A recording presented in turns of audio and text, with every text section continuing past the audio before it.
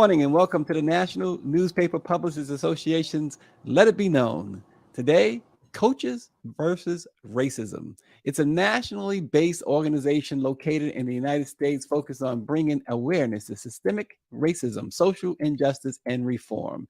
The organization's primary platform is sport and its coaches. Through this initiative, through professional and grassroots sports, their message, outreach, and education is precisely delivered, we should say, to their target audience. This Saturday, the Coaches versus Racism Roundball Classic takes place in Houston, Texas, with a doubleheader: Texas Tech versus Jackson State and Prairie View A&M University versus the University of Montana. Joining us are the founder and executive director of Coaches versus Racism, Darryl Woods, and Prairie View A&M men's basketball coach, Byron Smith. Good morning, gentlemen. Good morning. Good to see you both. Good morning. Good morning. First, let's just jump into it if we can about Coaches versus Racism. Darryl, could you remind people how and when Coaches versus Racism got started?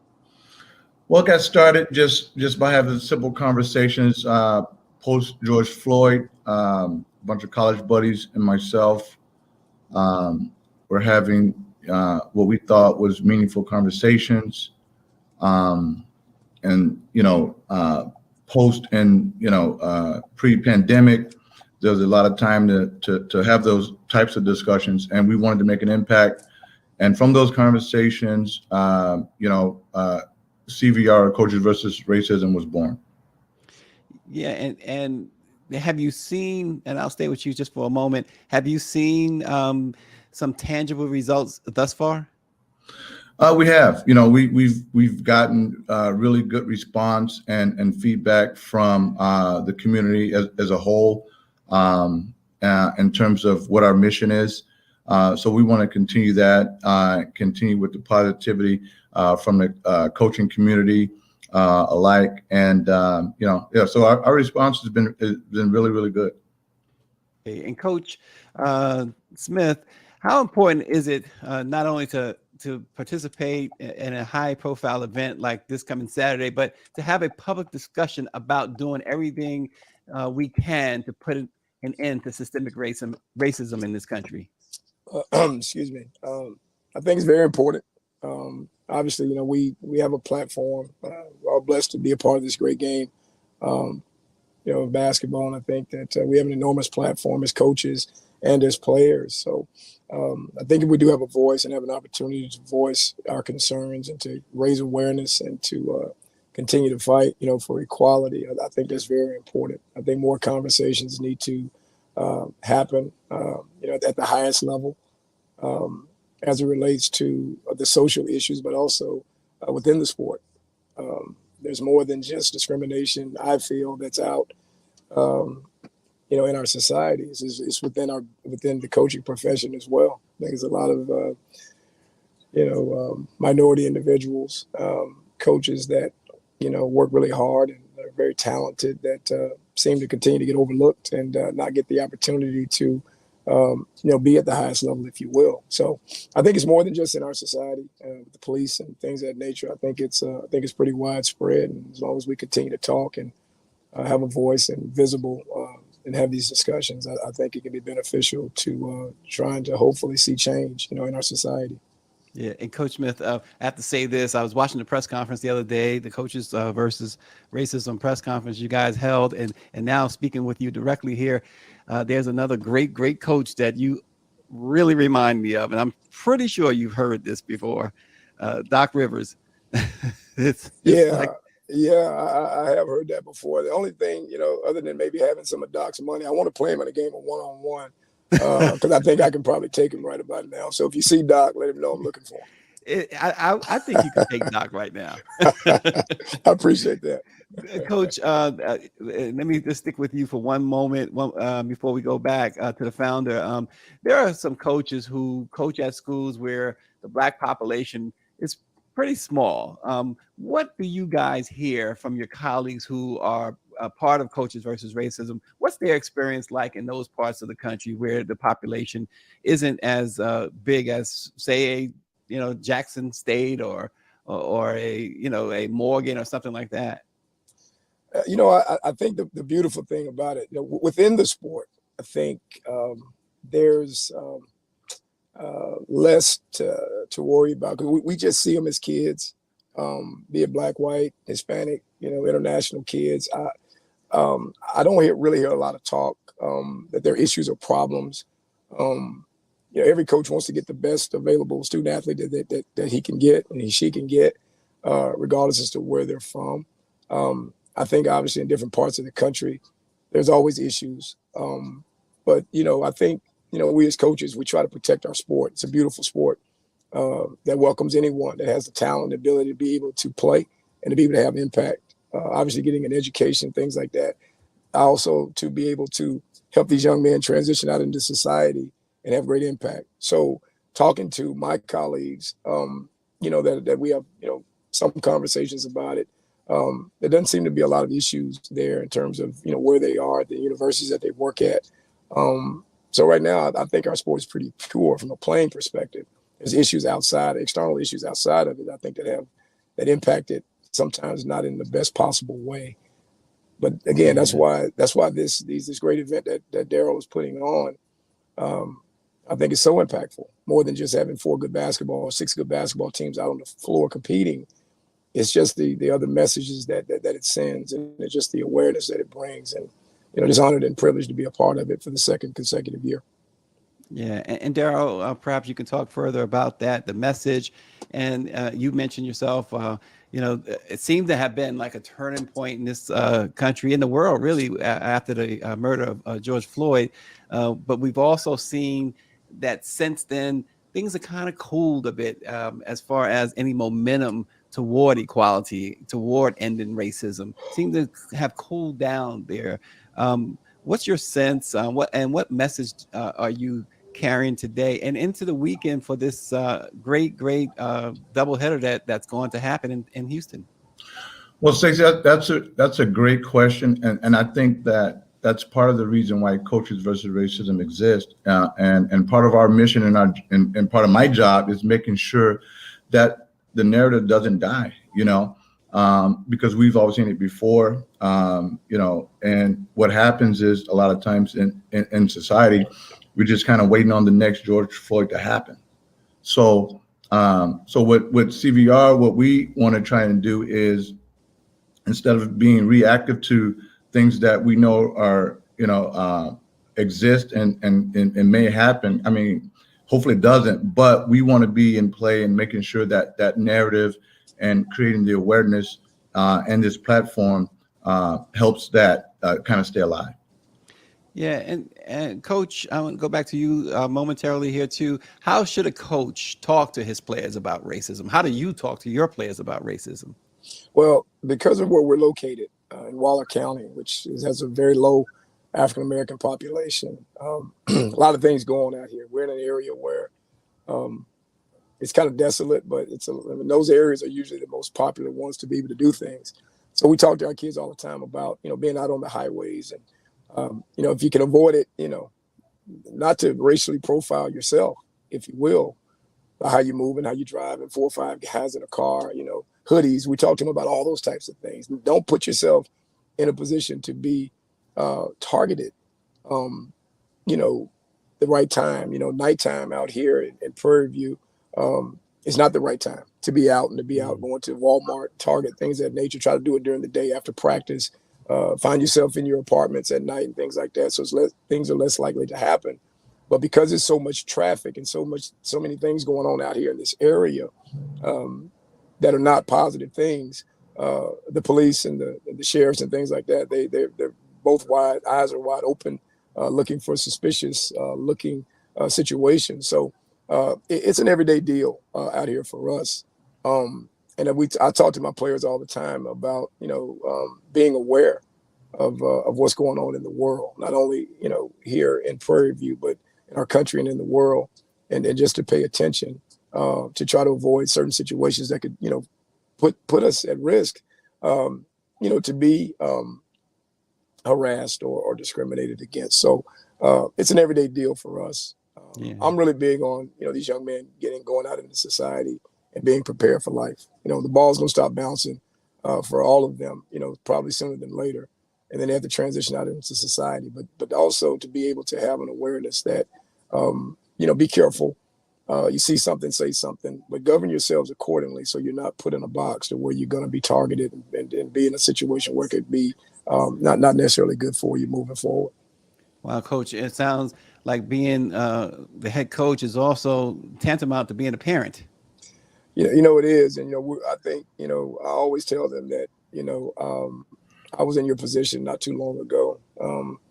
I don't always tell them what my correct age is because I'm still, chasing the dream of maybe getting a 10-day call up in the NBA. But I always tell them when I meet with the parents, and I'm going to be an extension. I am a son. I'm a parent myself, and I'm going to tell you the same things that I tell my children. That's one of the things I tell parents, and I get it. I understand the whole parenting thing. So we want to be an extension of you when you're a young man. When you drop him off, there a lot of the same values and things that you talk about as a family. We're going to continue that here. So we are protectors. We're big brothers. We're uncles. We're dads, if you will. And I relish in that role. And I enjoy it. And it's part of the call of what God has me to be able to do here at Prairie View. Yeah, and Darryl, it's really interesting listening to Coach Smith describe the situation where you tell guys don't go out at night, don't do this, or be mindful of that, don't wear hoodies. This generation is more. It appears a lot of people say they are more independent than just about any other generation before them. How difficult is that? And I guess the coach really expanded on it being like a parent, but how difficult is that to get them to, despite seeing the George Floyds and Breonna Taylors and others having their lives cut short at the hands of law enforcement, isn't it still difficult to get that message through because of that independent mindset? Well, it is. Just like Coach said, though, it's unfortunate that, we do have to educate our young people about how they carry themselves with hoodies and going out at certain times of night and things of that nature. But it is a reality, right? It's a reality. And it's a harsh reality. So, but the education piece of that is what I really love about Coach Smith and his staff, to be able to relay that message and continue to relay that message to our young people, to be aware, and be conscious of your surroundings, where you are at all times, and those sort of things. And it's a shame that we have to. It's almost instilling fear into them. We don't want to do that. We want them to enjoy life. There's something that's called quality of life, and I have 3 boys too, so I talk to them, all the time, and they're of the college age, right? Mm-hmm. So just like Coach Smith said, and that's why I love having Coach Smith on and have his program, because I know he's preaching the same thing that I preach every day, right? Yeah. To my own kids. So, and what I want to try to do with CVR is kind of share that message that we're preaching within our small circle and our bubble to the masses, because that message needs to be heard loud and clear. And we know that, again, we're talking about coaches versus racism, which is just one aspect, just like the game. It's just one aspect of what we're really about. And the game is just one of the things that kind of just brings us together. Yeah. And I know Darryl and Coach, part of the pledge coaches take when it comes to coaches versus racism is to create a safe environment for student athletes of all races to express themselves, where respect, equality, opportunity, and equal access to learn, grow, succeed, and thrive are available to everyone. How do you implement this, though? And how do you get across to them that this is what it's all about? How is it implemented? Is that for me or Coach? Either one. Coach is on the front line, so he can go first. It's just a conversation. Life is repetitive. We talk to our guys all the time about, obviously when they get out of bed in the morning, do the same thing. It's a routine. Life's a routine. So we continue to talk each and every day. I'm pretty sure they pretty much can quote almost everything that I say, because I say the same things every day. But it doesn't change. And you implement it by reassuring and continuing to preach the same things each and every day, and that to the point that it becomes a narrative. It's just instilled in them. So that's how we implement it.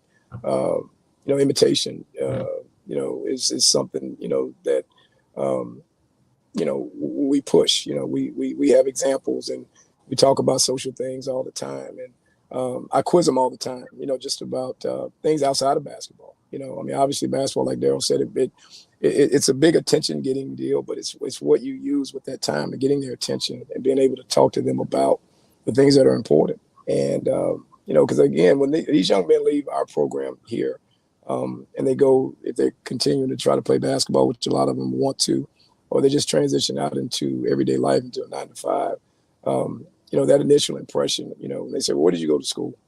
Prairie View A&M. I take that very seriously, because I want that, I want them to have a chance, and I want them, the person that they're working with or they're going to work, under, to say, hey, you know what, hey, it must be a pretty good place. They're teaching and they're preaching the right things there. So, again, to talk about things that are important each and every day, we just continue to push it. And then if we have the type of leadership, that we have, then that's where your culture comes in. Is then when the new guys come in, it's the same thing. They push the message and things like that. So it's just every day reiterating what you need to do, how you need to be aware, how you need to move, how you need to approach life. And so far, I think it's been pretty good. But we got a lot of work to do. We got to continue to push it. And we're going to do that here. We're going to do our part for sure. Yeah. And let me ask you too, when things happen on a large scale, media wise, in sport, it doesn't have to be basketball. For instance, let's look at the Deion Sanders situation with Jackson State. Does that affect other African-American students, the players, the student athlete, when you see a Deion Sanders leave a HBCU for Colorado? Is that brought into the locker room at all? Concerns at all from the players?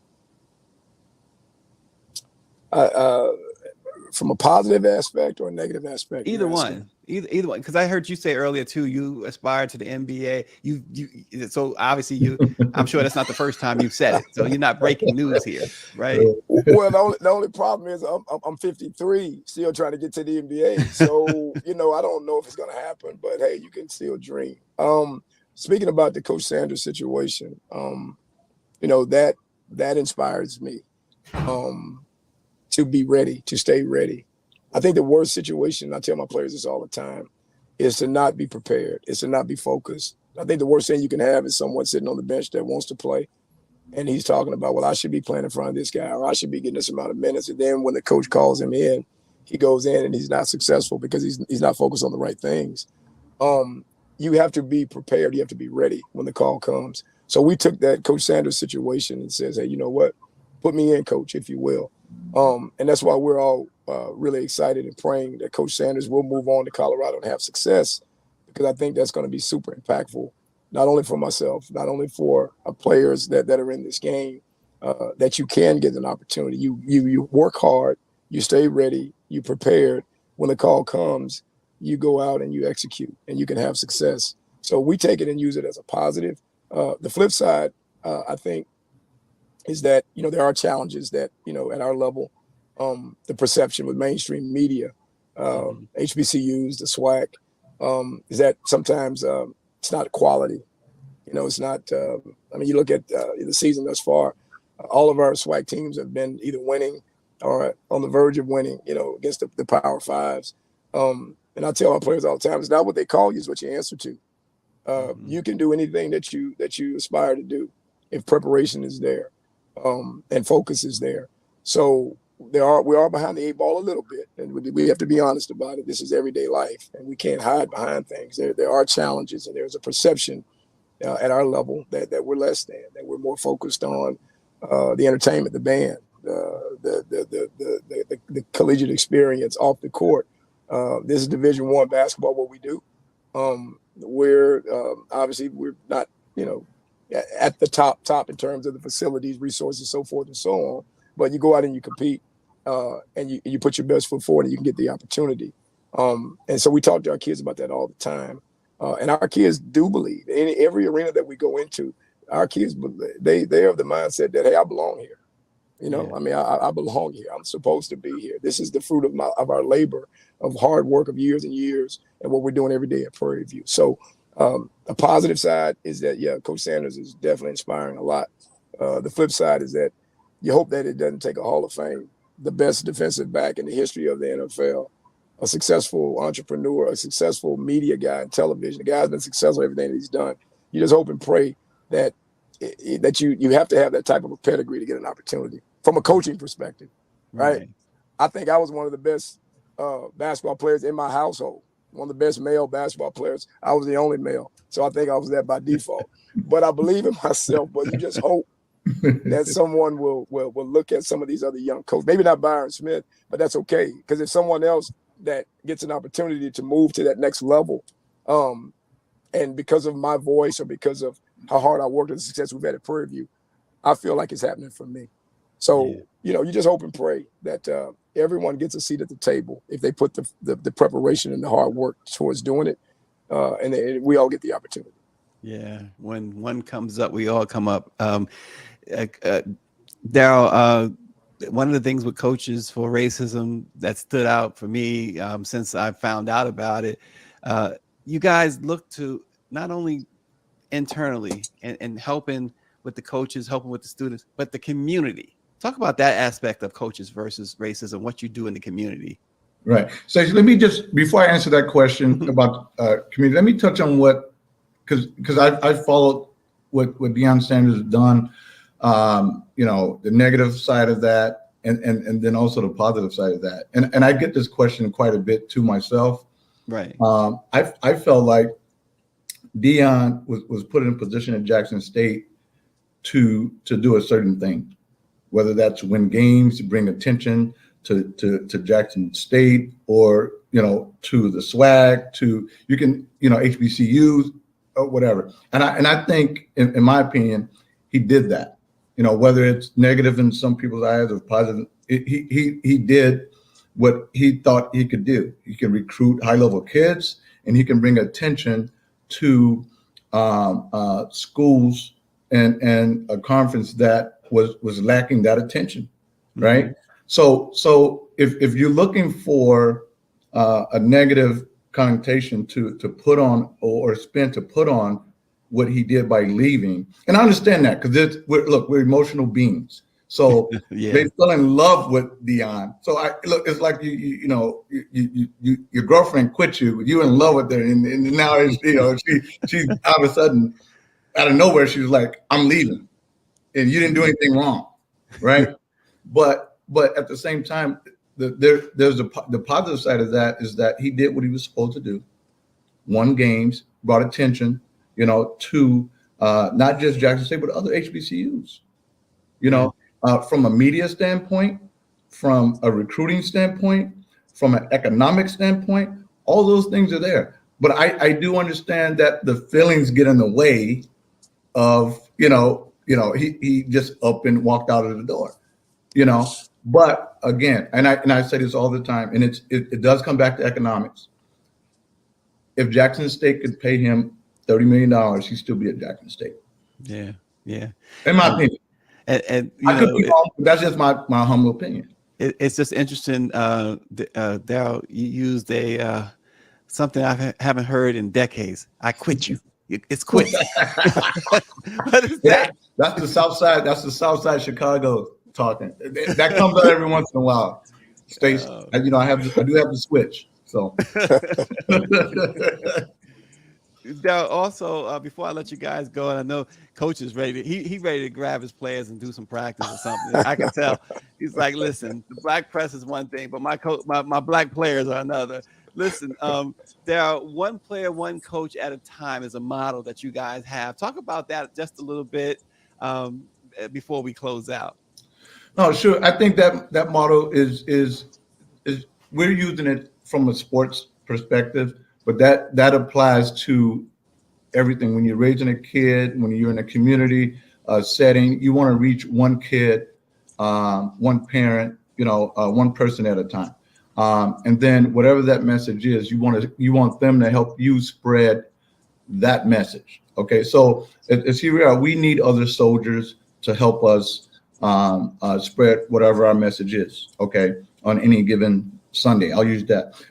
So within the community, we want our impact to be felt, and one player, one coach at a time is us being recruiters. Okay, to recruit the soldiers that we feel that can help us with our messaging. I'll go back to this again, and I tell everybody, like, Coach Smith is probably one of the best deliverers of that, being in his position, to help successful young Black men going in the right direction. So we're deliverers of messages, and we want to continue that and be agents of change all day long. Yeah, and Coach Smith, it seems that particularly in positions like yourself, and when it comes to Black coaches anyway, your job is certainly twofold: to try and win, but to try and also have a win for your student athletes in life. Yes, absolutely. I also represent bright coaches too. Just thought I'd throw that in there. Mm-hmm. It is, obviously, from a career perspective, we're judged by wins and losses. I think overall, when you're calling, sometimes, we say you can win and not have the most points on the board at the end of the night from a basketball perspective. But if you are reaching and teaching and reaching young people and having great impact to where they can, and I know it's cliche, but to see these guys 5, 6, 7, 8 years from now with families, wife, kids, things like that, out in the work world being productive, that's a win as well. So we pay attention to that a lot, because, and I don't like to use the term legacy. I think that's a little bit of maybe an arrogant term. It's all about you. It's all about us and what we're doing. And my staff and our president and our athletic directors and our academic people, that's ultimately that's what we're going to be judged by, is by how many we put out and to be productive. And that's what we say at Prairie View. Prairie View produces productive people. And we stand on that, and we're big on that. But obviously having this great game that we're blessed to be a part of, that's the driving force. That's the attention. That gets the attention. And then once you get their attention, I think you can push anything through to them, because, when their eyes are on you, their ears are open. That's when I think you can have the greatest impact. So all this works. It's sport, it's exercise, it's entertainment. It's just so many great variables that come out of these events, and this event in particular, in a great city, in a great state, with very, very good, ambitious people that want to make a difference and want to make a change and want to have impact. And again, I'm humble to be a part of it. I'm just a little young guy from Bossier City, Louisiana. I'm not sure if anybody's ever even heard of that. Shreveport is probably what you guys know. Right. And I think I'm the only guy that ever made it out of Bossier City that's probably making over $100,000. So let you know that we're not doing great in Bossier City, but just to have a platform like this, man, I'm blessed and so thankful to you for having me on your show. I research you guys, and you can do a great job yourself, and proud of your platform and what you've been able to accomplish in your career as well. So all this is big to me. I don't take this for granted, because anybody could be in this position right now, but I'm thankful that I'm a part of it. Thank you guys. I really appreciate it. Thank you. Yeah, absolutely. And finally, Darryl, the game Saturday, folks in the Houston area, can they still get tickets? Tell us a little bit about the setup there for Saturday. Yeah, tickets very easy to get. Our website, coachesversusracism.org, to go there, purchase tickets, come out and support, and the whole thing is benefited a great cause. So the one thing I do want to mention, Stacey, too, in my closing, is that we have to realize that and this is going back to Deion Sanders, because this is a big deal to a lot of people. But I want to make sure that CVR stands on things that are successes, and we don't get pushed back, because what Deion did is that's a success. That's just how you have to look at it, right? And sometimes, with those successes, like whoever the next person is, take what he did and build on that, don't go back to what it was before you got there. Okay, Well, we have to well take said. little bitty steps moving forward and not going any other direction. Well said. Darryl Woods, the founder and executive director of Coaches versus Racism. Really appreciate you. Coach Byron Smith, Prairie View A&M. We got to come out there and check you guys out. The Black Press got to come out and really check out Byron Smith and see how he leads his young squad over there at Prairie View. Hey, well, they're tipping at noon, man. Get on that private jet you guys got out there. I'll speak to Greer about the private jet. I'll make sure you guys got tickets. Well, maybe Coach Smith will provide the jet since you provide the ticket.